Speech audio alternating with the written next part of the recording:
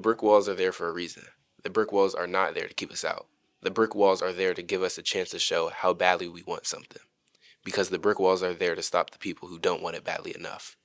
They're there to stop the other people. Randy Posh, the last lecture.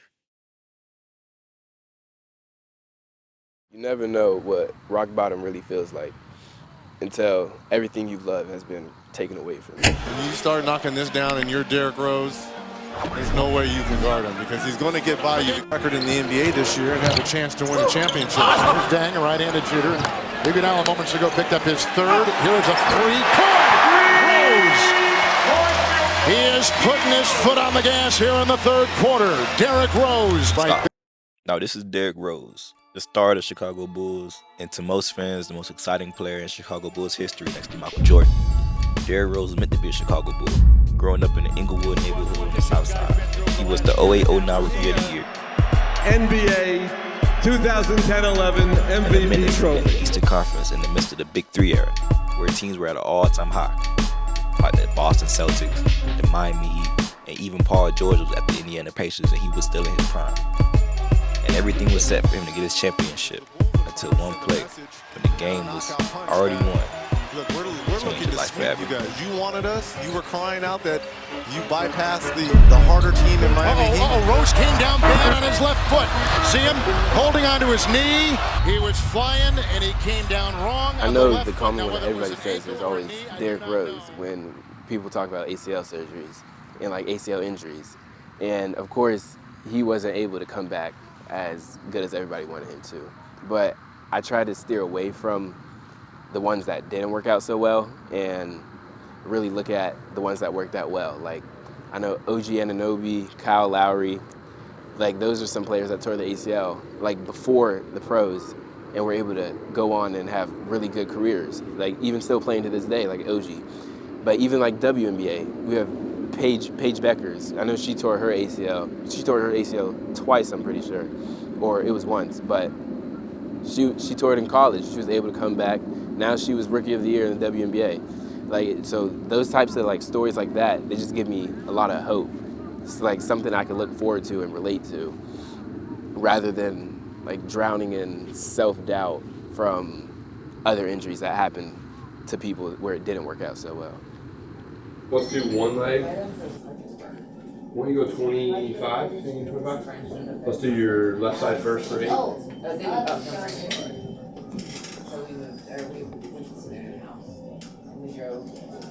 How does it feel? It feels like it's like I know my mom's car because my car's in the shop.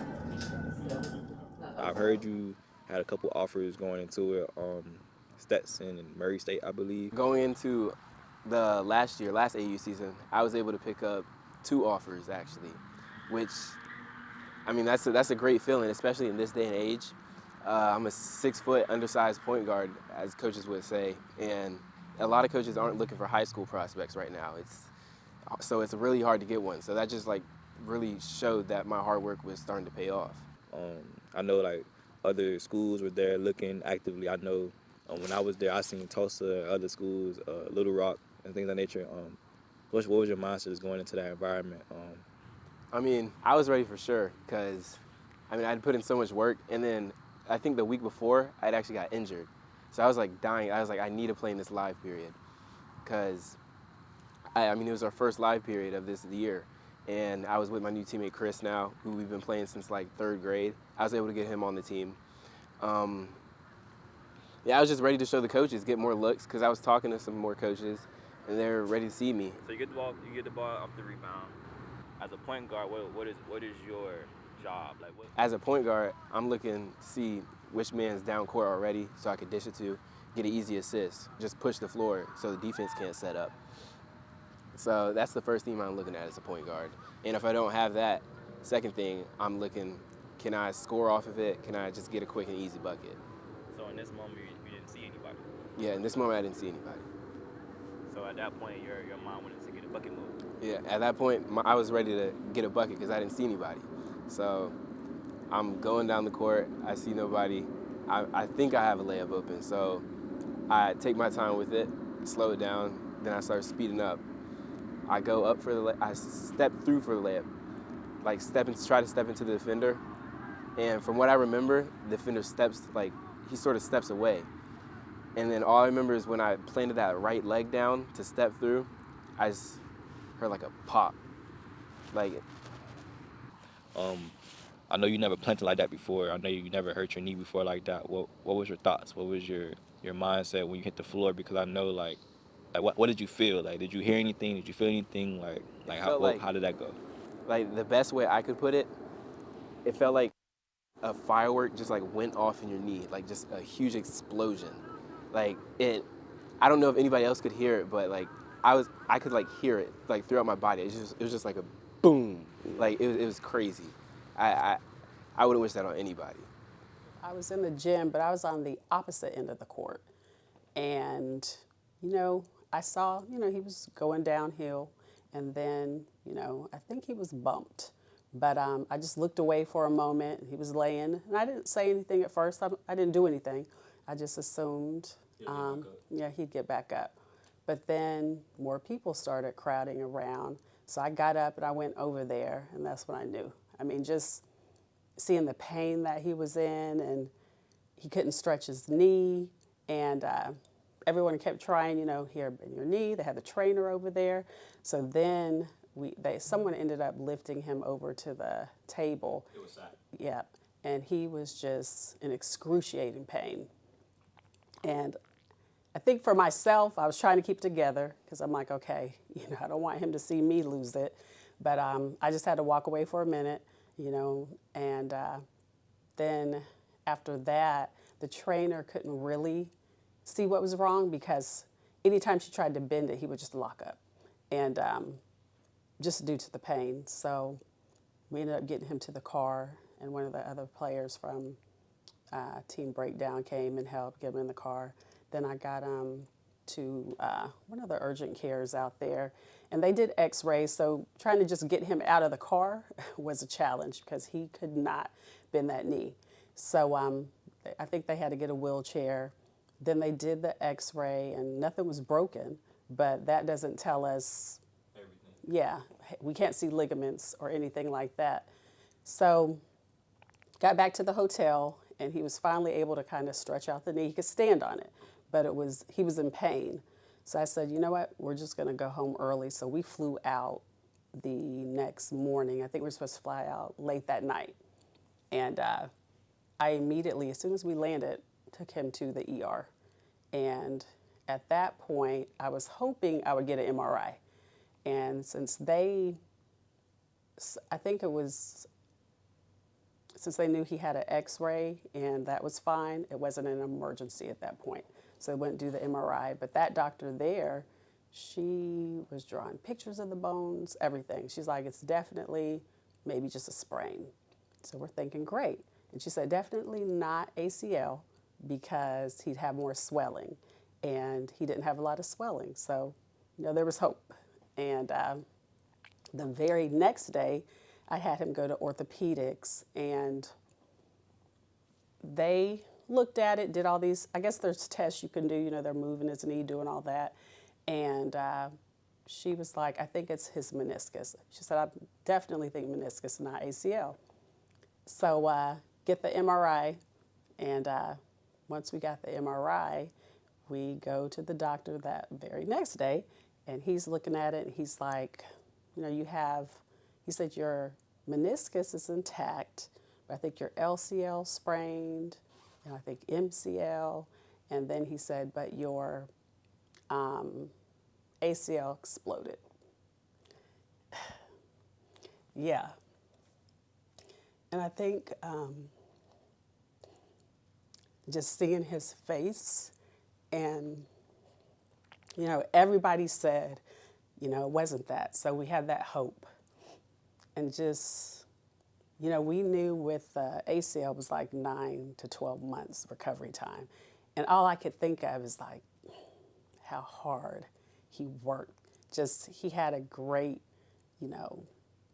school year, just everything, just all the work. Because that's one thing, I never had a passion like he does, and I just never did. And just seeing all of that, and you just, wow, his summer, it was because this happened at his very first AAU live event game, like the first game. We didn't even finish the first game. And to know his summer, his school year. Like we want to get a true measurement of what your score is. So left leg here first. And then we'll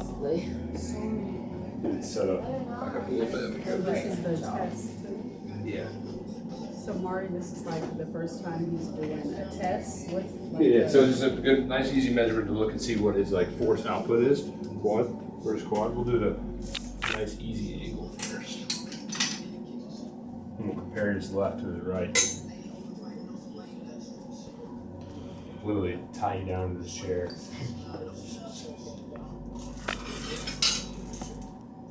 Right there.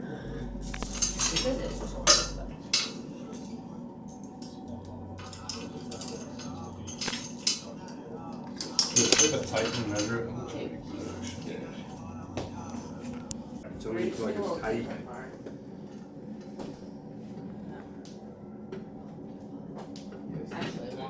Okay, so what I want you to do is just, you have these handles. You never want to go from nothing to kind of slowly take it out. And when I say go from there, it's going to be like 5 seconds maybe. I'll tell you when to stop. All right. So do a couple practice. Like do like 1 at 50% or so and count to 3 or 4 seconds. Just one round. Good. And then do like a little harder. Good. Now like when you actually do a full go. Yeah. My veins popping out of my forehead when I'm going to it. Yeah. If you're smiling, you're not doing it very hard. You said 50%. I know, I'm just saying whenever we go, don't be trying to. Yeah. Go take this flag out and go. That's fine. Go. Go. Go. Go. Good. Make sense? Do I get to do this? It is 5:02 a.m., the morning of surgery.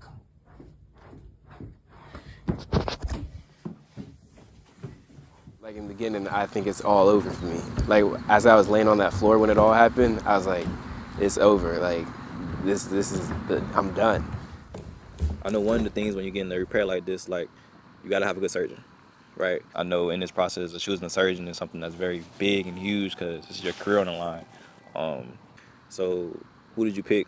Why did you pick her? Who is she? I heard she's pretty dope. Coming into my surgery, like we had to find a surgeon, so it was another person, and it was the person I chose. Her name is Dr. West. Football season is now in full swing, and as we fans dream of how our team will get to the Super Bowl, we know injuries have a way of derailing those hopes. When she's the lead physician for both the Washington Redskins and the Washington Nationals. I don't even think about it. It never really crossed my mind. I never think of myself as... We really looked into her because this is like a big surgery. Like this can really determine like my sports future with everything going on and everything that happened. Phoenix was able to see Dr. West over at Inova, and she is probably the best that I've ever dealt with and experienced. A lot of athletes that she's had, Drew has worked with as well, and then I've had as well. And it's really important just to have that surgeon who's actually going to sit down and talk to you about how real this process is going to be. I know she's been in this business for about 28 years. She's seen so many, work with so many professional teams, won a couple championships as well at that level. But, you know, she really sat down. I remember when T was telling me, they sat down and they had a real discussion on what type of graft they should have. He was telling us about the different grafts, the patellar tendon, the cadaver, hamstring. And, you know, hey, you guys need to decide, you know, which one's the best, which I didn't know. So, you know, I was like, okay, we'll think about it, see what we want to do. And then I was talking to his physical therapist, Drew, who's that healthy baller. And he mentioned you need someone, you know, who deals with athletes high level. That's what you want, who does ACL surgeries all the time. And he gave me 2 names, but there was one, Dr. Robin West, and her credentials were everything. This is what she does. I think she was even the physician for the Pittsburgh Steelers. And I was like, okay, so she deals with high-level athletes. So I looked at her bio, and I was impressed and told him, you know, I definitely want to meet with her. And she was able to get us in. She actually told him to give her phone number to me. So I appreciated that, and she got us in like a few days later. And the initial, I mean, just meeting her, even Phenix was like, oh, I want her. And she was really like comforting and welcoming, which really made me feel good that she would be able to do my surgery. Because like you gotta trust the person that's working on you, like that can determine your future, to be able to do that. So I'd say she was the best person we could have chose for sure. She really sold us on everything. She told us to get the patellar tendon graft, which they take like a part of like my patellar tendon and replace like my ACL with that.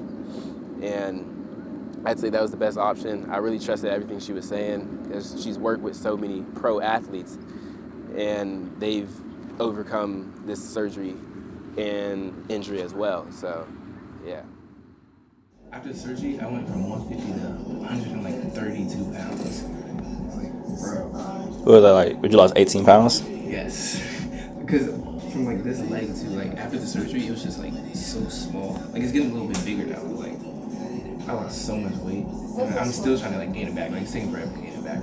I'm probably gained like 4 pounds. It's been like almost 3 months now.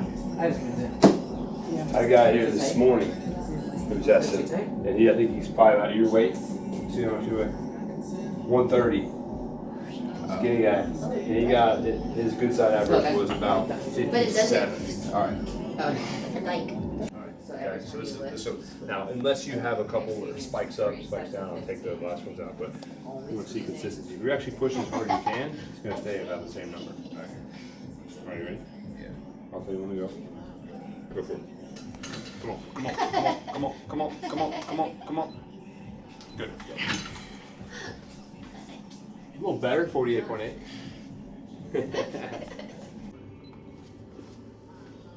Go for it. Come on, come on, come on, come on, come on, come on. We got 47.3. Tell me you went down. How did it go down? Come on, come on, come on, come on, come on. Good. 53. See, I felt that one. I knew it. I feel like my leg was about to come off. This is Hayfield right here. I mean, this is where it all started. Freshman year, I was the first freshman in about 4 years to make the varsity team. And we won states that year. I mean, obviously that's the biggest accomplishment you could have in your high school career. But soon after that, I left. And there was a lot of criticism. Everybody saying, why would you leave a state championship winning team? Why would you do that? It's not gonna work out wherever you're going. And I just wanted what's best for me because I know where I want to be. I know I want to go pro, whether it be overseas, league, G League. But I just know what I want to accomplish as a player. And the best decision for me felt like transferring. Time went on, I guess I would say once we started playing AAU with Team Breakdown, Coach Zach was a big reason. I definitely said, hey, when they decided they're going to have a school, I think this is a good route. Of course, I looked at it as his decision, but Zach just poured into him. He was in here at the gym from like 12 p.m. to 6 p.m. every day the month of June working with Zach. And just the difference, that I noticed, and just in development and just everything, I was like, okay. This is good. Yeah, I transferred there. There's a lot of criticism. It was probably the craziest few months I had experienced. Like just random people hitting me up. What is this school? Where are you going? Why are you doing this? But I mean, at the end of the day, I feel like it worked out, and that was what was best for me. Just even playing on a national schedule, traveling around, playing higher competition because I was playing prep rather than playing, just regular high schoolers playing 19, 20-year-olds. I mean, obviously that's going to get you better at the end of the day. But you're still leaning your trunk a little bit. Yeah, like this way and this way. There you go. This stay up. Just really like the bike. sports performance side. But the whole point of that is to get him to be better than he probably was before.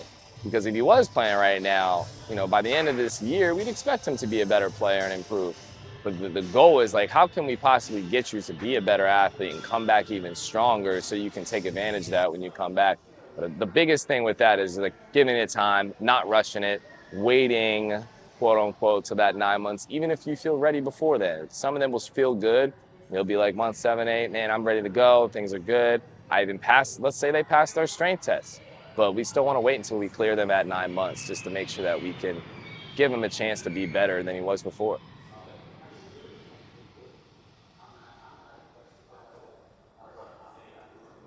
I knew once he was able to be more mobile, that would help because, I think for both of us, even myself, I wasn't going, through it, but it affects me.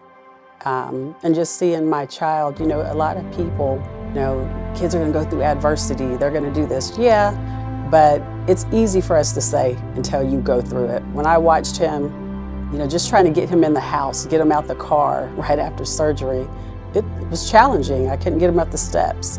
And just seeing your kid in that type of pain. And then, someone who just worked so hard, I go back to that. I never had a passion like he does, I really didn't want to hear, kids go through it all the time. You don't want to hear that. Yeah, they do, but it's just, it's easy to say that until you go through it. I started getting an even deeper place of just self-thought. But I pushed through it. I started taking my first steps without the brace. I'd probably say around 3-week mark.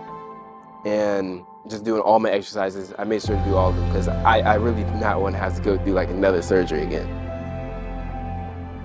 So the outcome I'd like to see in this process, I'd love for him to be able to play at the next level, the Division I level. He already had offers prior to the injury. Everything just stopped. Those were his dreams. I'd want that to happen. I hope he just comes back stronger than before. Just want to see him at the next level.